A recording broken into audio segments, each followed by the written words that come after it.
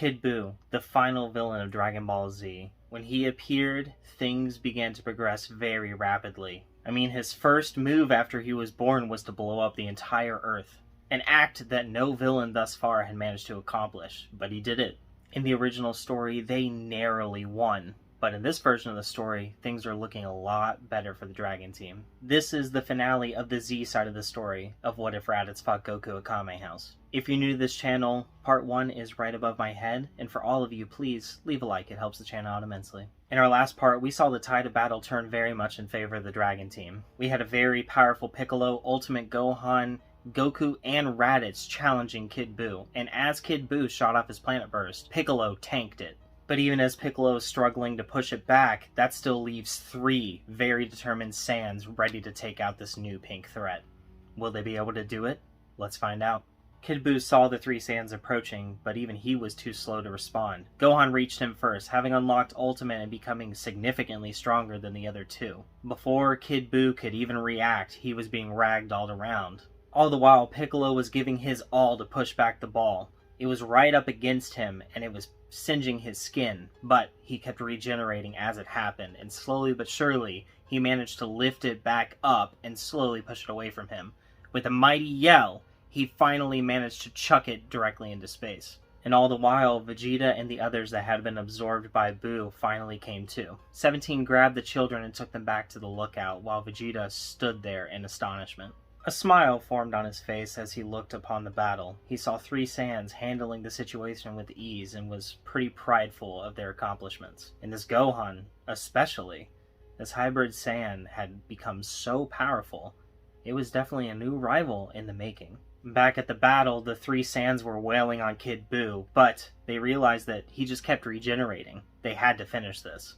"I think we need to eradicate his entire body, just like we did with Cell. We need to kick him into the sky and finish the job, otherwise we'll take the Earth along with him." Raditz made a good point. Goku and Gohan nodded in agreement and they set the plan in motion. It was almost too easy. They kicked him into the sky and did just that. A father, son, and brother Kamehameha. Yes, even Raditz used a Kamehameha. He thought it was fitting for the situation. "Bye, Kid Buu. I'm sorry that we only got this one fight. I wish that your heart was a little more pure so that we could have made you good. But maybe I'll come across you again in another life." Kid Buu's body disintegrated as Goku made his wish, and he was no more. They had won, and after a short amount of time they gathered the Dragon Balls and reconvened at the lookout. The victory was bittersweet.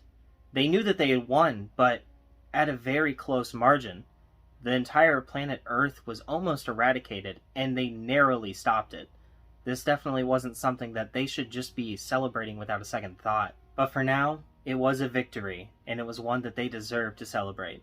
So, they did. They partied at the lookout from night till day, and everyone was there. Even Hercule was having fun, coming to grips with the reality that these powers are real, that his own daughter could fly, and that everyone there was significantly stronger than even him.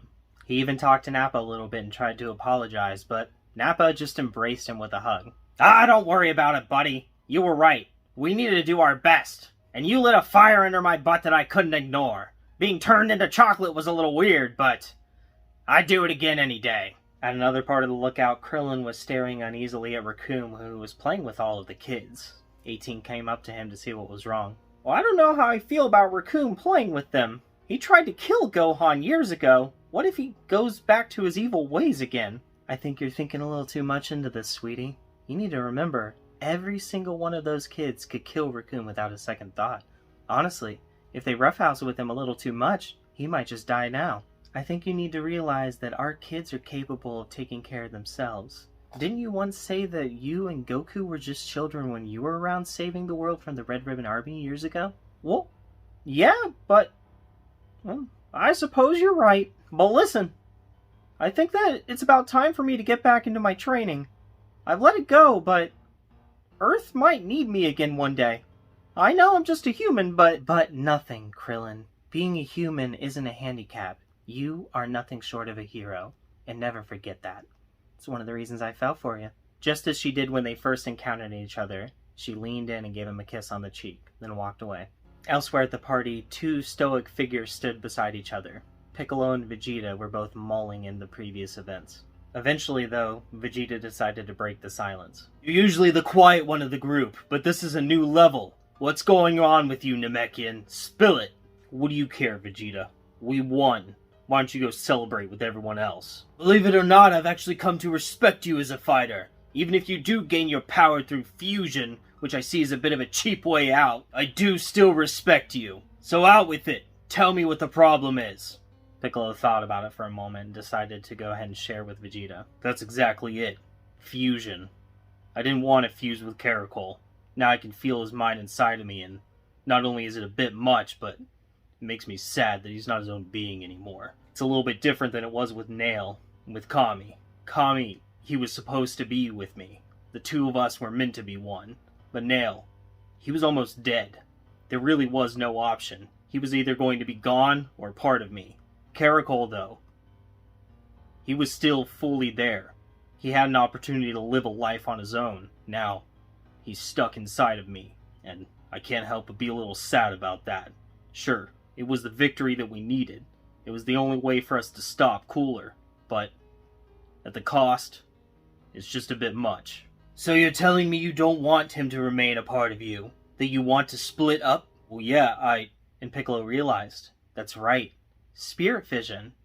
Vegeta could do it, pull them apart. He had realized it when it was Vegeta that was the threat. It was the reason that he didn't intervene, but somehow, after Kid Buu was born, it just kind of slipped his mind. Victory was the only thing that was at the forefront, and with that happening, he just totally forgot that that option was on the table, now that Vegeta's back. Yes, if it isn't too much trouble to ask, please, Vegeta. I would appreciate it. Don't get your turbans in a bunch, Namekian. I'm happy to do it for you. Besides, I have to say, I respect you not wanting to stick with the easy way out. With that, Vegeta put a hand on Piccolo and out popped Caracol, back in one piece. One person saw this and took note of it. It was the Elder Kai. And when he got the chance, he approached Piccolo and offered him a second time to receive the ultimate training. And this time, he agreed. Caracol, on the other hand, declined going to the planet of the Kais. He needed a little bit of space, and he decided now was the opportunity to head back to planet Namek. It was time for him to reconnect with his brethren and be a protector just in case he's needed again. With Cooler still out there, Namek could be in danger because Dragon Balls are a target no matter what planet they're on. Piccolo and Caracol embraced, and Caracol let him know that if he's ever needed again, he would come back to Earth in a heartbeat. They are family. And with them being one, even for a little bit of time, they had a connection that simply couldn't be severed. Out in space, Cooler was licking his wounds. With himself being freed from the mind control of Babidi, he came to realize the Dragon Team was right.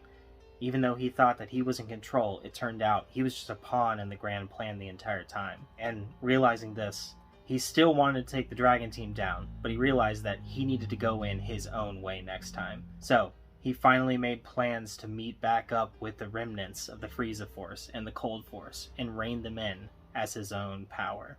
A few days after the celebration, Caracol arrived on New Namek with a few people with him. Goku, Raditz, Vegeta, and Gohan were accompanying him, and Goku was carrying something in his hand. It was a scouter, the one Monado had given him. Hey, Elder Mori! Is Monado here? I kind of want to have a word with him. Elder Mori gestured for them to follow him, and as they were walking, he lined himself up with Vegeta. Vegeta, I believe I owe you an apology. I had been made under the impression that you had slaughtered an entire village of my people, and I had sullied your name as such. I've come to know that it wasn't you that did it. It was merely other Frieza Force people, and I'd mistaken you for one of them.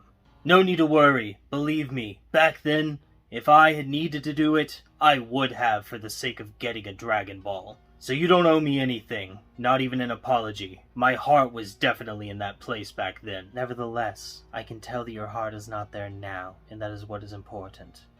You have definitely come to be a respectable person, and I am glad and honored to have you on the planet Namek.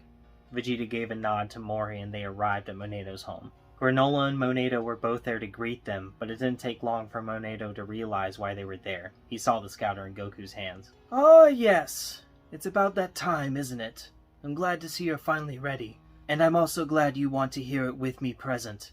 It will be an honor to hear his voice again. With a little bit of tinkering, they got the scouter to work, and Goku finally heard it. His father's voice. Bardock talking.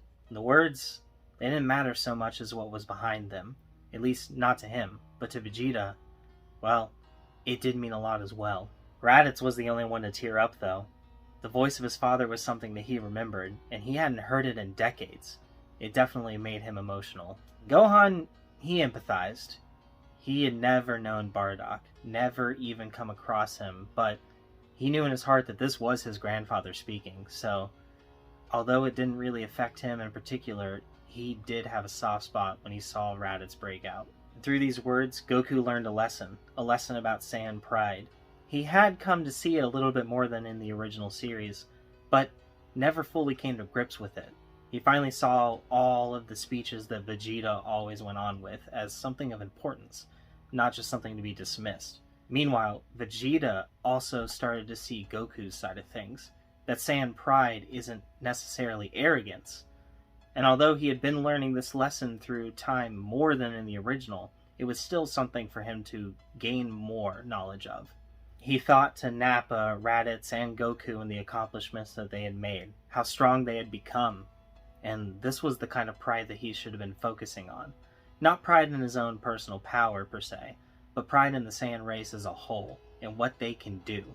The recording stopped, and there was a silence in the air for a while. Everyone mulled over the words that they had just heard, but as time passed, some people started to look around a little bit. Goku in particular laid eyes on something specific. The other item that Monato had brought back from the planet Cereal, the one Dragon Ball. He wondered to himself if anyone had ever found the other one on planet Cereal. But on planet Cereal, a somber scene had been set. The entire planet was laid to devastation by the likes of Elec and his crew. They realized Monato had a set of Dragon Balls for them to conquer. And even though he had left the planet, surely something had been left behind. And through a lot of effort and a lot of destruction, they had located the other Dragon Ball. But on the world of the Kais, things were very different. Piccolo was there, finished with his training and coming to grips with his new power. He could barely even tell the new power he had achieved, but through a little bit of demonstration, he realized he was even stronger than when he was fused with Caracol. But even though his potential was unlocked, he knew growth was still bound to happen. There was never any stopping. And one day, Cooler would return to Earth, and he would definitely be the one to put an end to him. But little did he realize, Cooler isn't the only force that could destroy Earth on a whim. In another part of the universe, a cat stirs in his sleep, a powerful cat capable of destroying planets with ease. And, as he slept, he had a dream of the Super Saiyan God. And that's where we're going to be leaving things for right now. As Z comes to an end, Super is just around the corner. New adventures await the team, but an adventure is just beginning with Chi-Chi in this story where she becomes a Saiyan. Go check that one out. And remember, if you're not subscribed, please subscribe. Thanks for watching, everyone. Bye.